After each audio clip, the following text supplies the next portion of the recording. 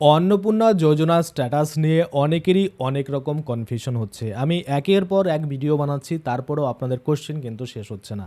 তো আজকে এই ভিডিওতে আরও 4টা স্ট্যাটাস নিয়ে আপনাদের কথা বলবো। হয়তো এর মধ্যে আপনার একটা না একটা অবশ্যই রয়েছে।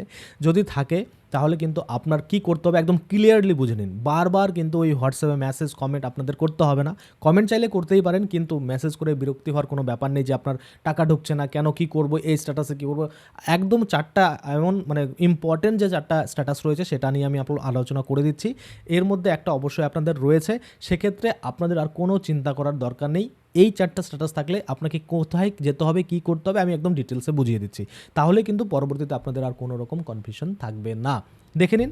দেখে নেওয়ার আগে আমি আপনাদের বলতে চাইবো, যারা ফেসবুক থেকে ভিডিওটা দেখছেন তারা অবশ্যই পেজটাকে ফলো করে দেবেন, আর যারা ইউটিউব থেকে দেখছেন তারা কিন্তু অবশ্যই চ্যানেলটাকে সাবস্ক্রাইব করে পাশের বেল আইকনটাকে এনাবেল করে নেবেন। আচ্ছা, এবার চলে আসি সরাসরি আমরা সেই স্ট্যাটাসগুলোতে। আচ্ছা, এবার স্ট্যাটাসগুলো কি রয়েছে আমি যদি আপনাদের একটু দেখাতে চাই, এখানে দেখুন, দেখতে পাচ্ছেন যে স্ট্যাটাসগুলো কী কী রয়েছে, তাই না? দেখুন, প্রথমে যে রয়েছে সেটা হচ্ছে অ্যাপ্রুভড। যদি আপনার অ্যাপ্রুভড থাকে তাহলে যাদের স্ট্যাটাস অ্যাপ্রুভ দেখাচ্ছে তাদের ক্ষেত্রে ইতিমধ্যেই ব্যাঙ্ক অ্যাকাউন্টে টাকা ঢুকে গেছে। এবার অনেকেই এখানে কমেন্ট করবেন, দাদা আমাদের অ্যাপ্রুভ রয়েছে কিন্তু টাকা ঢোকেনি।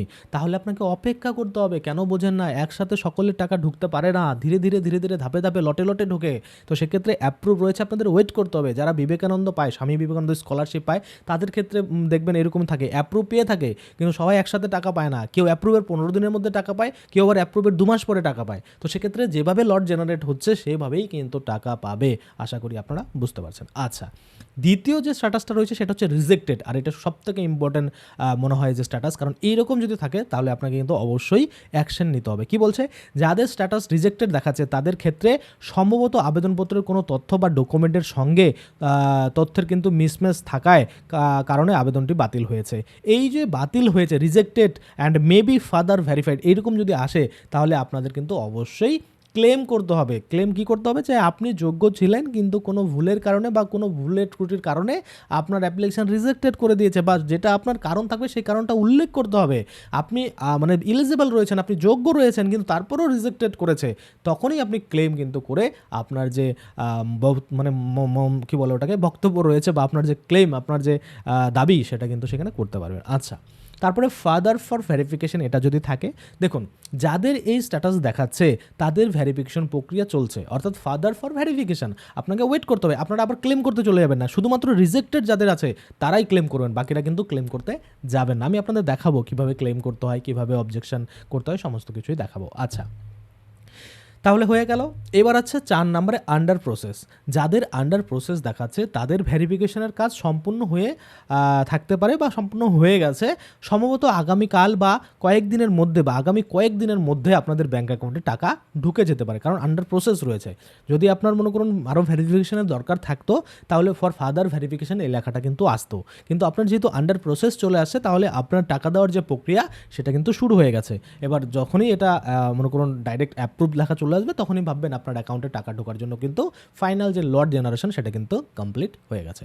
আশা করি আপনারা বুঝতে পারছেন। তাহলে এই হচ্ছে টোটাল 4টা স্ট্যাটাস। এই 4টা স্ট্যাটাসই বেশিরভাগ মানুষের রয়েছে, বা এই 4টার মধ্যে বেশিরভাগ মানুষের দেখা যাচ্ছে ফাদার ফর ভেরিফিকেশন, তারপর কি বলে আন্ডার প্রসেস আর অ্যাপ্রুভ, এগুলো কিন্তু রয়েছে।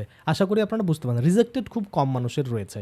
আর তারপরে যদি আমরা দেখি আরও একটা স্ট্যাটাস রয়েছে, সেটা হচ্ছে এডিডিএস এরকম কিছু একটা ছিল, আমি সেটা নিয়েও আপনাদের পরবর্তীতে জানাবো সেইটা কেন আসে।